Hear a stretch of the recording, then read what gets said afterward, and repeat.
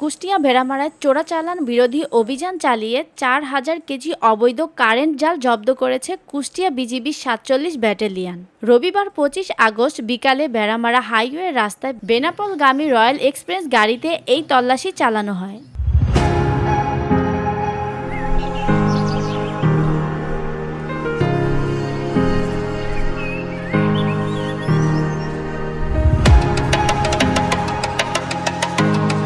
Kushtia BGB অধিনায়ক lieutenant colonel Mohammad মাহবুব মোর্শেদ রহমানের পরিচালনায় উক্ত অভিযানে নেতৃত্ব প্রদান করে ভেড়ামারা উপজেলার নির্বাহী কর্মকর্তা মোহাম্মদ আনোয়ার হোসেন। এই সময় উপস্থিত ছিলেন উপজেলা মৎস্য কর্মকর্তা শাম্মী শিরিন, বিজিবি ৩০৯ সহকারী পরিচালক মোহাম্মদ জহিরুল ইসলাম।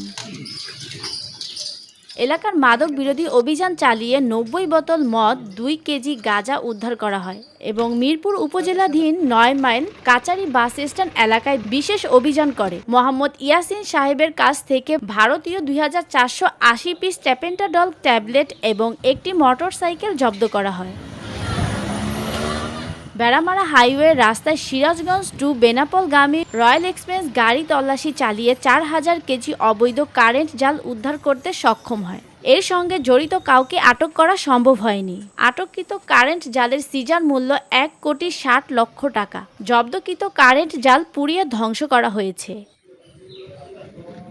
অবৈধ মৎস্য আহরণ ও জালের অপব্যবহার রোধের উপজেলা প্রশাসন, মৎস্য বিভাগ সহ কর্তৃপক্ষের সঙ্গে সমন্বয়ে নিয়মনীতি অভিযান পরিচালনা করেছে। এই ধরনের অভিযান অব্যাহত থাকবে।